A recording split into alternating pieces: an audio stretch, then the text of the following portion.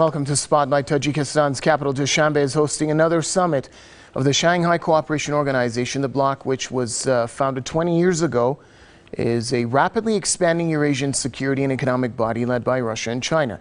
It has now officially given Iran full membership. In this edition of Spotlight, we'll discuss the different aspects of this unanimous decision as well as the significance of such a bloc known as the Alliance of the East at the time of growing tensions with the West. Another round of the Shanghai Cooperation Organization's Heads of State Summit is being held in the Tajik capital Dushanbe. Since its foundation 20 years ago, the Eurasian bloc has defined itself as a multilateral organization concentrated on fighting terrorism and extremism, ensuring regional peace and stability, and increasing economic cooperation. The SCO is the largest regional organization in the world in terms of population and territorial coverage. It is home to almost half of the world's population, and its members own nearly a quarter of the global GDP. In the words of the United Nations Secretary General Antonio Guterres, SCO is a leading player in regional diplomacy with firm commitments to inclusive multilateralism. The SCO is a leading player in regional diplomacy, promoting multilateralism and fostering cooperation to address the most pressing peace and security issues in Eurasia. The organization represents the largest combined population of any regional grouping in the world. Over 3 billion women and men, more than half of them children and young people.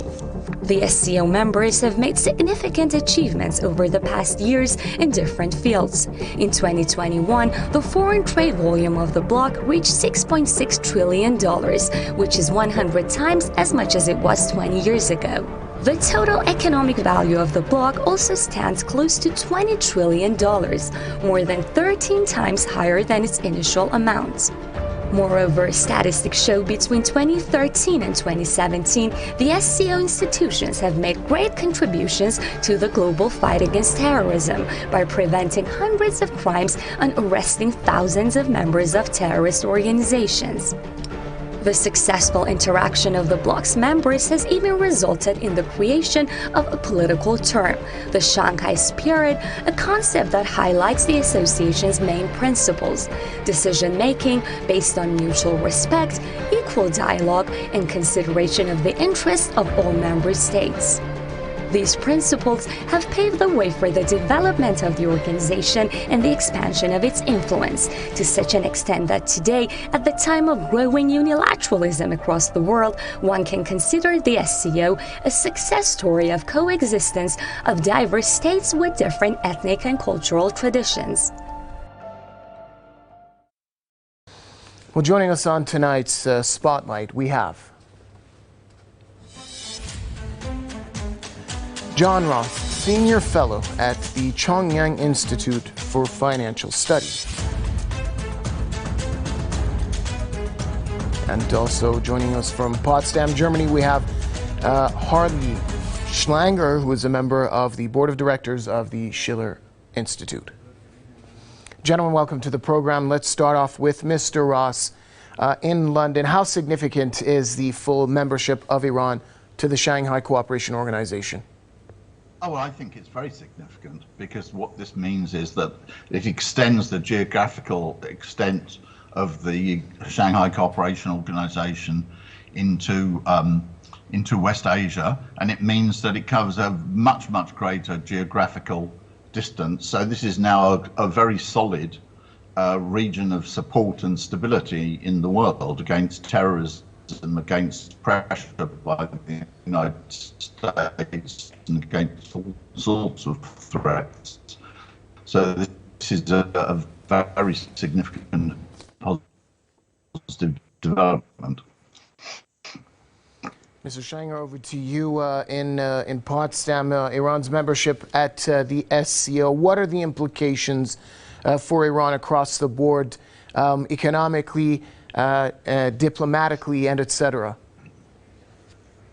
Well, it has profound implications in all areas, including the counterterrorism. But I think the one I'd like to focus on is the economic and diplomatic, because part of what was discussed at the SCO meeting today was was how to deal with the situation, the deteriorating humanitarian situation in Afghanistan.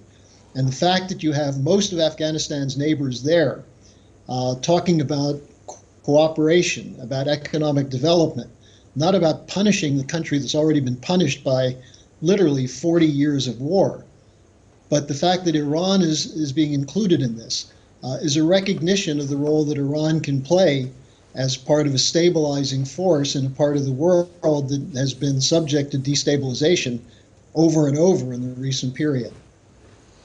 Mr. Ross, the Iranian president has promised a more comprehensive, quote-unquote, look to the east. This seems to be a step in that direction, isn't it, in your opinion? Well, yes, certainly. What is happening, you see two processes which are overlapping.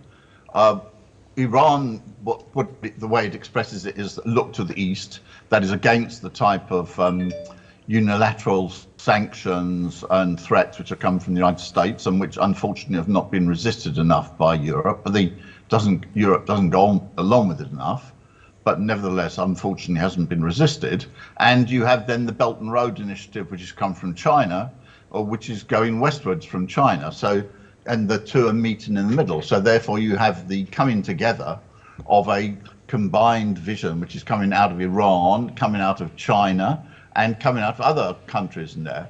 Then that means also that you have certainly very strongly counter terrorist efforts, etc., coming out of Russia and other countries in the region. So you've got a serious force for stability in a very large part of the world.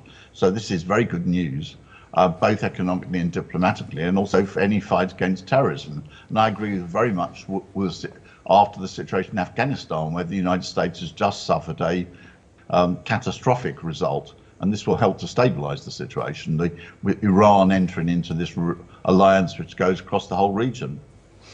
Mr. Schlanger, in his remarks, the Iranian president, Mr.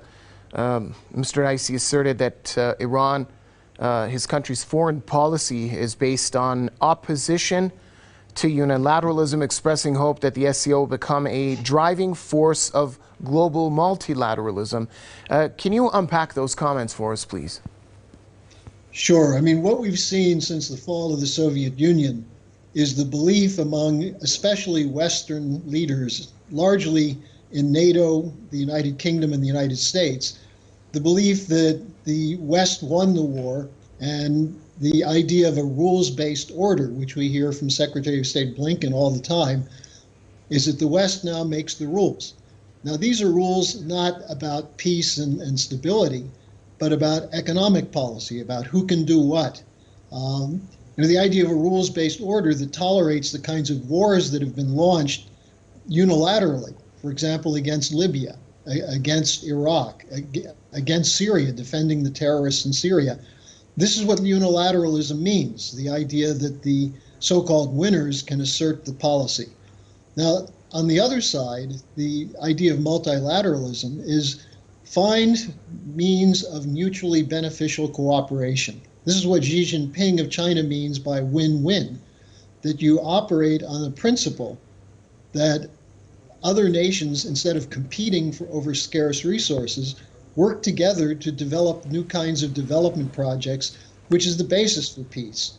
And I think the important thing is that one of the other things about the SCO is that in collaboration with institutions such as the Asian Development Bank, the China Development Bank, the BRICS Bank, you actually are beginning to put together a certain amount of seed capital to fund these kinds of projects that are the basis of peace, again, based on multilateralism, not unilateral dictates. Mr. Ross, as a bloc, how do you perceive the functionality of the SCO? What can it do for the region? Well, the most fundamental question of the SCO is what you might call military political. That's its origins. That is, it's to get rid of any forms of aggression, to get rid of terrorism, and to get rid of unilateral actions by countries outside. Now, within that framework, then it's possible to build economic relations. One will hope that will happen.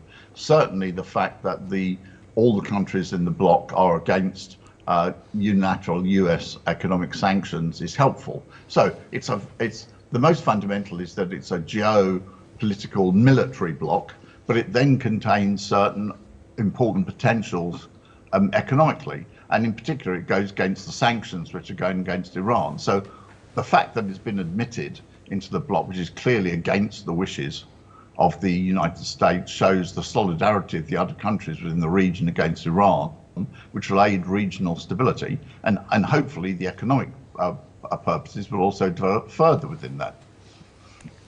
Mr. Schenger, President Raisi also said, quote, today, world peace and security are threatened by hegemony and challenges such as terrorism, extremism, and separatism. Those are some of the issues that you mentioned as well. He also said maintaining and strengthening peace across Asia is not a choice, but a necessity. Does an organization like the SCO fall into bringing about that necessity? Oh, sure. I mean, because if you look at some of the outstanding issues, besides Afghanistan, you have two members, India and Pakistan, both nuclear armed and often at odds with each other. The India-China relationship has not been so good in recent years. However, they share a common interest in economic development of their countries, and importantly, on the idea of sovereignty, which fits in with this question of non-interference of other countries. The SCO has made a big point of this, that there should not be interference in the internal affairs, and that their negotiations and discussions and diplomacy is to enhance the kind of agreements that will allow sovereign nations to work together for mutual benefit. And I think that's really the key to security. What we learned from Afghanistan is that you can't bring peace by war. I don't know if that's been fully understood by the military-industrial complex in the United States, which seems to be itching for a confrontation either with Russia or China.